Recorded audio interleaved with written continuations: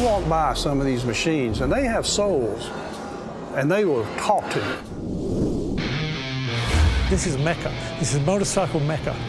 We can make a motorcycle from scratch. Our goal is not to restore it. Our goal is to preserve it. You're spending some money real quick, so it's my job to pay as little as we can. We're always looking around the country, around the world. I'm looking at 2 more next week in England. 9 times out of 10, there's no manual on these things. If it doesn't run and can't start, it's not in the museum.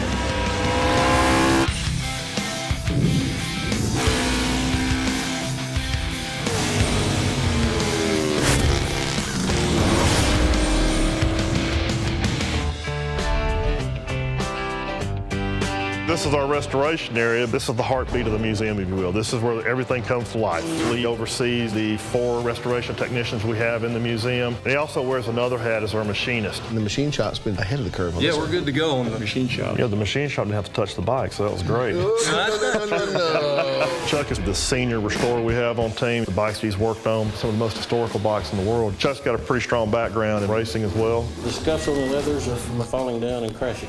It takes a lot to be a motorcycle restorer in this type of facility. What Dennis has to do is he's given a unique motorcycle, and he's got to tear it all the way down to the last nut and bolt, and then you got to bring it back up. It takes a lot of patience to go from step 1 to step 999,000. Mitch would be kind of classified as an apprentice, so to really test his skills, we kind of threw him into the deep end of the pool, if you will. All the time, people come down here, man, I'd love to have your job. And it's like, yeah, well, too bad, I have it, you know.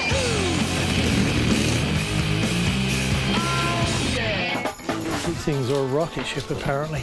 Damn, it's pretty. This is our latest acquisition. This makes it 1,333. Every time a new motorcycle comes in the door, we're like a bunch of kids. We love to look at it.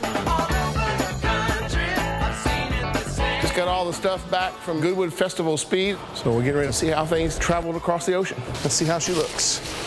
110 bid, give it a 10, give it a 10, give it a 10. I have 105 bid, 110, 110, show me 10, 110, 110. For the last call. Ah, the smell of old gas. This is a 1938 Trophy T90, asking $55,000 for it. 20 years ago, it probably would have been $6,000. It's beautiful. I think so too. And there was only 4 that were ever built. This is the last survivor right here. There was a 15, then somebody else wrote 20, but that won't buy it. Oh, I know that ain't gonna buy it. We'll come back check you out. We're always in the market. You know, we're in a position that we can act when we need to act. Here 150, here coming up 50, 60, and then 60, 60, 60, 60, 60, 60, here 160, 160, 160.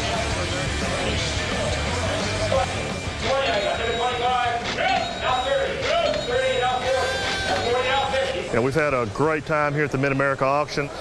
We wound up picking up 9 bikes so far, so we'll be taking 9 of these little beauties home with us to Birmingham, Alabama.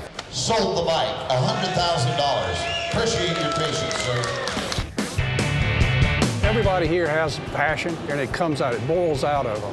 When we bring a vehicle into the museum, in some cases we'll immediately start a tear down. In some cases we will start a part search and the bike goes back to the warehouse. We had a year search for a one-off muffler on a 1-year model bike, and we finally found one in Japan, and we sent it to the plate shop and they buff a hole in it. It's kind of like prospecting. You're looking for gold, you look for that black sand and stuff like that. So I'm kind of walking around looking for that black sand. I'm looking for that vendor that's got that look to him. Hey, Jim. How's it going, man? He has 200 tons of parts. We need to go see him. Well, it's Just right down the road to New of Zealand. course, New Zealand's 10,000 miles away, but he really would like for us to. Airplanes fly there every day. We were invited to Pebble Beach. We just loaded a container for the Goodwood Festival of Speed. We loaned 22 bikes to the Guggenheim. And we've been all running around 10,000 miles an hour trying to get ready. Jason DeSalvo is going to go out on the flat tracker. Okay. Read the bottom line. You ain't got your glasses on, Sue. I can read it. That was fun.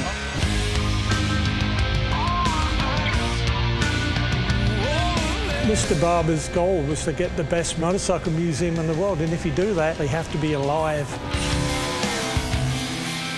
These are pieces of art that hang on our wall or sit on their boxes, but we can also take them down and go drive around the track at 150 miles an hour, too. All right, now, you know not to go fast on this, because we just pulled this up really off the box, and this is a last-minute deal. Before the bike went over, the DKW was insured for $350,000 US. You know, that insurance didn't cover them while they're on the track. If Chuck had crashed it, we'd be out. Which is why I didn't ride it up the hill when it was raining. In the rain, yes, yes, yes. That moment when it pops off and makes that noise, that's music to the ears. Not many people have heard that. Great job. Be proud of it. I wouldn't mind taking it down the road a little bit. You want to do that? Grab the helmet.